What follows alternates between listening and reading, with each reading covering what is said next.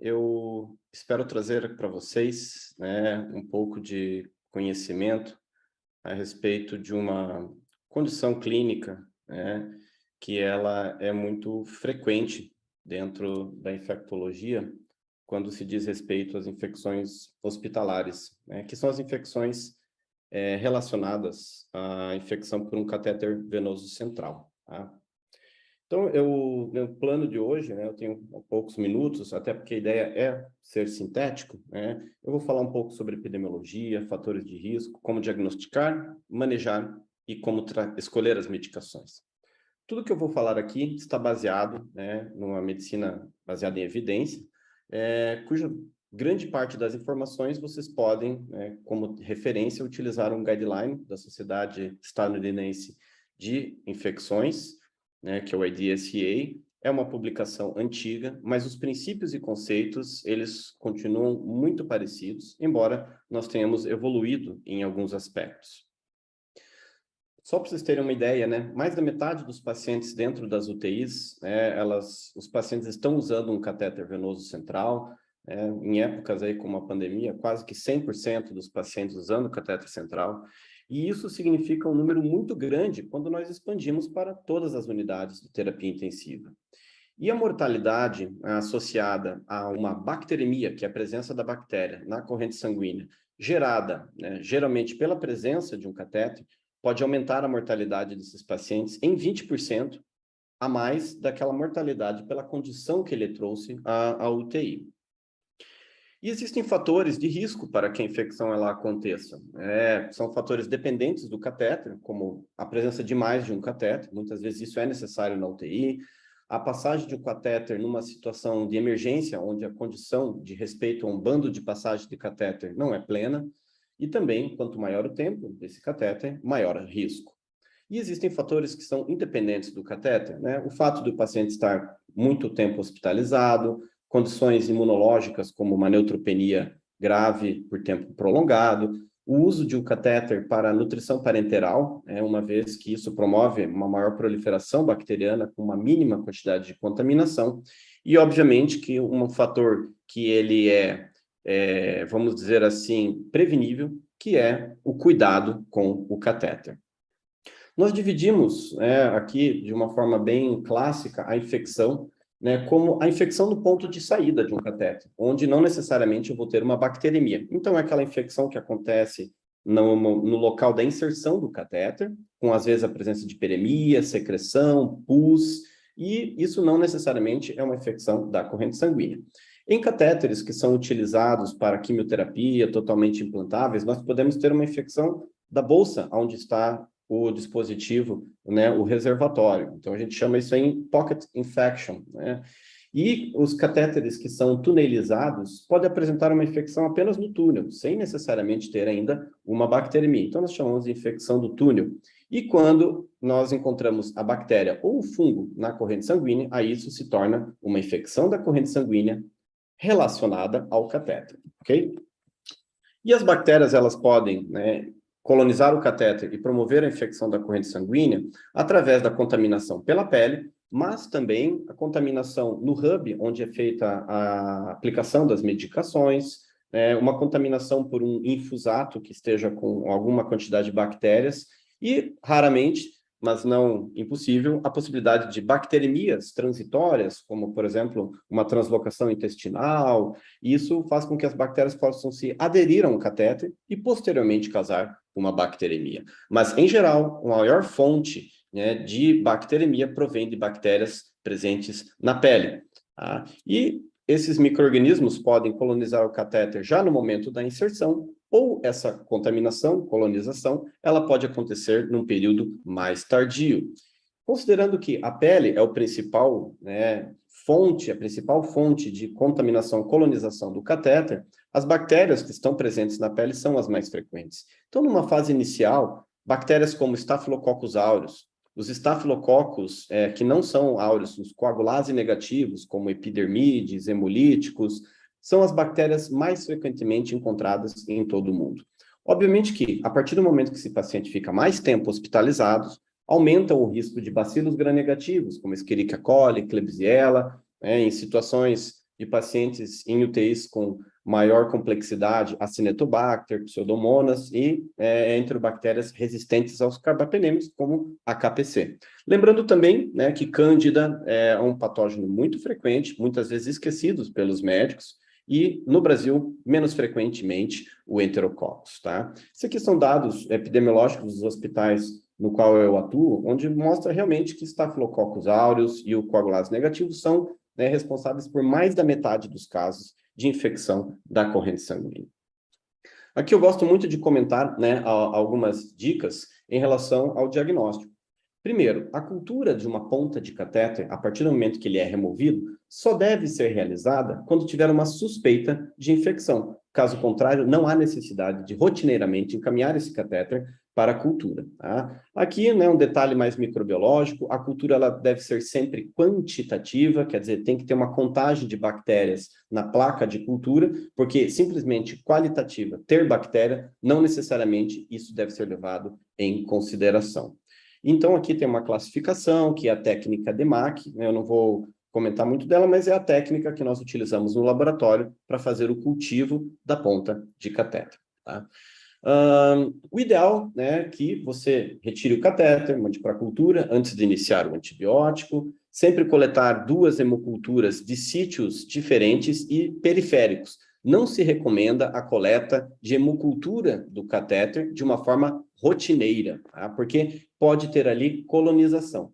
A não ser que você tenha uma estratégia no seu hospital onde possa ser verificada a hora da coleta da hemocultura do sangue periférico e também a hora da hemocultura coletada pelo acesso venoso central.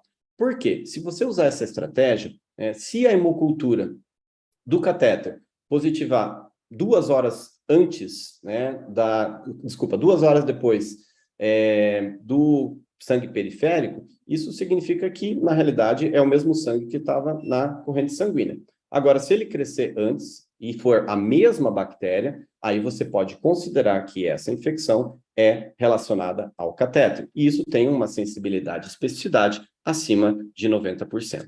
E uma outra estratégia, quando você tem pus saindo pelo orifício do catéter, você pode coletar aquela secreção com o suave e mandar para a cultura, mas orientamos que isso seja discutido com a equipe de infectologia para verificar se é uma contaminação daquela cultura ou realmente é compatível com uma infecção. Eu gosto muito desse desenho, né, que ele mostra que uma estratégia que nós devemos ter no momento em que eu tenho uma suspeita de infecção relacionada ao catéter, né? Geralmente é um paciente onde eu descarto outros focos, pulmonar, intraabdominal, pele, e eu considero que a infecção seja relacionada ao catéter. E então o primeiro ponto é, o meu paciente está grave ou ele está estável? Porque se ele estiver instável, nós devemos imediatamente trocar o catéter venoso central e iniciar um antibiótico. Nós não temos tempo a perder. Se o paciente tiver em sepse ou tiver alguma disfunção orgânica. Já um paciente que está estável, apresenta um quadro febril e você suspeita que seja do catéter, você pode simplesmente tirar o catéter, mandar a ponta para a cultura, esperar os resultados de hemocultura, porque geralmente elas saem entre 6 a 24, no máximo 48 horas, e obviamente que se o paciente não melhorar nesse tempo após a retirada do catéter, agregar alguma disfunção ou mantiver-se febril, você realmente pode introduzir o antibiótico. Ou você pode usar a estratégia de manter o catéter e coletar a hemocultura do catéter com uma hemocultura periférica, mas sempre tem que comparar os horários, senão você desconsidera essa hemocultura coletada do catéter. E aí, conforme os resultados destas culturas, você vai lançar mão, né, de estratégias onde descartou a infecção, procurar manter, né, a busca por outras infecções, uma bacteremia que não é relacionada ao catéter, quando a ponta for negativa, uma bacteremia relacionada ao catéter, quando a mesma bactéria que crescer na ponta do catéter também crescer na hemocultura. E aí a gente vai fazer um tratamento específico para cada micro-organismo. Agora, se você tiver só uma ponta positiva com hemocultura negativa, esse resultado ele não deve ser considerado. Isso é apenas uma colonização, formação de biofilme no catéter, e nós nunca tratamos um paciente simplesmente porque ele tem uma ponta de catéter positiva. Isso não deve ser realizado rotineiramente.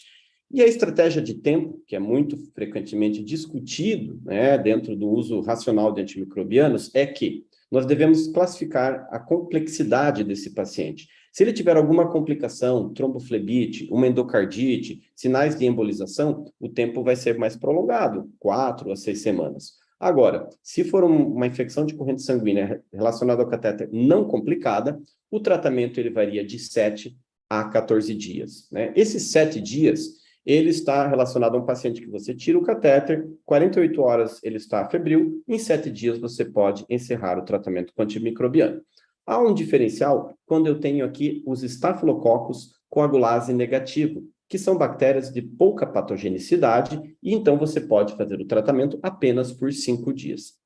Já o Staphylococcus aureus, se você descartar endocardite, descartar complicações e a febril 48 horas, você pode terminar o tratamento em 7 dias, embora o guideline de 2009 ainda mantenha a estratégia de 14 dias, o mesmo tempo utilizado para tratar uma candidemia relacionada ao catéter. Tá? E aqui eu trago algumas estratégias de como você escolher o antibiótico. Como 70%, 60% das bacteremias são causadas por gram-positivos, antibióticos como vancomicina, daptomicina, são drogas que vão ter cobertura para os Staphylococcus aureus resistentes à oxacilina, e também sensível, até que saia o resultado para depois você fazer o desescalonamento, a escolha do antibiótico mais adequado.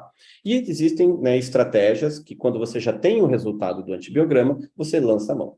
Então, se eu tenho um Staphylococcus aureus sensível à oxacilina, esta será a minha droga de escolha. Nós não optamos pela vanco, porque a mortalidade dos pacientes que usam vanco, ao invés de usar uma oxacilina, ela é superior. Então, a droga de escolha é um beta-lactâmico. Porém, embora a oxacilina seja a penicilina de escolha para tratamento do Staphylococcus, vários trabalhos têm mostrado que a cefazolina é uma droga com menos eventos adversos, mais segura, comodidade posológica, tão eficaz quanto a oxacilina. Então, pode ser uma opção mais adequada ao invés de usar a oxacilina. Assim como também ceftriaxona em doses mais altas, como, por exemplo, 2 gramas ao dia, 1 grama de 12 em 12, também é uma estratégia interessante para você não usar a oxacilina. Para o enterococcus, é importante primeiro visualizar sensibilidade à ampicilina. Se sensível, ampicilina. Resistente à ampicilina, aí você vai para a vancomicina ou para a daptomicina. E aí é uma situação que é importante discutir com o infectologista do hospital qual será a melhor droga para este paciente. Quando tem uma cândida, as drogas de escolha atualmente são as equinocandinas, sabendo que depois que você tem o teste de sensibilidade aos antifúngicos, você pode optar por um fluconazol, anfotericina ou manter a equinocandina. Também uma situação a ser discutida.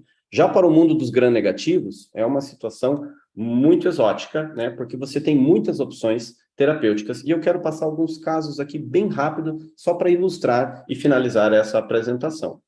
Quando eu tenho uma cândida sensível a todos os antifúngicos, eu posso descalonar a minha equinocandina, micafungina, caspofungina ou anidulafungina para, por exemplo, um fluconazol, uma vez que ele é sensível, é uma droga segura, eficaz. Um Staphylococcus aureus multissensível, eu olho o antibiograma, sensível à oxacilina, seria a minha droga de escolha. Mas eu posso optar por uma cefazolina, eu posso optar por uma ceftriaxona. Embora as duas drogas não estejam no meu antibiograma, parte-se do princípio que sensível à oxacilina será sensível a todos os beta-lactâmicos, exceto o astrionan e ceftazidima. Um estáfilo hemolíticos, que é um coagulase negativo, esse é mais fácil, Eu tenho suscetibilidade a rifampicina e vancomicina. Droga de escolha aqui será vancomicina ou adaptomicina. Eu não tenho adaptomicina testada aqui. Você pode pedir para o laboratório testar, ou talvez o resultado esteja pronto, mas parte do princípio que a resistência adapto é tão baixa que você poderia usar de forma segura, uma vez que é sensível à vancomicina. Rifampicina não se utiliza para tratamento de infecções da corrente sanguínea. Aqui o exemplo do enterococcus que eu já citei. Droga de escolha num enterococcus sensível a AMP, será AMP, beta-lactâmico, é superior à vancomicina e às quinolonas no tratamento de uma bacteremia, uma infecção de corrente sanguínea relacionada ao catéter. Quando eu tenho um Staphylococcus aureus MRSA, que é resistente à oxacilina, como esse caso, a minha opção será, então, a vancomicina ou a daptomicina. Lembrando que é importante você visualizar esses números aqui, que é a concentração inibitória mínima. Se a vancomicina tem uma MIC maior do que 1,5, isso significa que ela é um pouco mais resistente, ou melhor, menos sensível. E nesse caso, nós tendemos a optar pela daptomicina ao invés da vancomicina. Esse caso aqui, uma Escherichia coli, tem muitas opções terapêuticas. Os beta-lactâmicos geralmente são drogas de escolha. Então, nesse caso aqui, eu poderia optar pela cefepima. É o único beta-lactâmico que está presente aqui no meu antibiograma. Eu vou tentar não utilizar carbapenêmicos, como, por exemplo, o meropenem, porque o meropenem é um antibiótico que induz muito a resistência, tá? Embora seja uma bactéria do tipo ISBL, se você usar cefepima em doses altas, 2 gramas de 8 em 8 horas, é uma opção segura para ser usada nos seus pacientes. Uma situação como essa, onde é tudo R e apenas intermediária gentamicina, essa é uma situação que eu sempre brinco, né? Tem que chamar a equipe de infectologia para discutir o caso, que é uma situação complexa. Mas provavelmente aqui a droga de escolha seria um novo antibiótico, né? Que é o ceftazidima com avibactam. Ele nem foi testado aqui, né? Porque é uma medicação que não são todos os hospitais que têm disponível, principalmente hospitais do SUS, devido ao seu alto custo, mas se pedir para o laboratório, ele testa e a gente pode utilizar essa medicação. Uma pseudomonas, por exemplo, eu tenho a opção de usar um meropenem ou um ciprofloxacino. Neste caso aqui, o ideal é eu não utilizar um carbapenêmico e eu posso usar o ciprofloxacino. Lembrando que eu tenho que usar ciprofloxacino em doses mais altas para uma infecção de corrente sanguínea. Então, você pode utilizar 400 de 8 em 8 ou 400 de 6 em 6, de acordo com a gravidade do paciente. Então, eu trouxe aqui alguns exemplos para ilustrar a escolha de antibióticos, né, que é um mundo realmente bastante complexo, mas só para vocês terem uma ideia, né, que muitas vezes pode ser simples, mas ao mesmo tempo, no momento da escolha, quando você já tem o patógeno identificado, isso pode se tornar um pouco mais complexo, tá?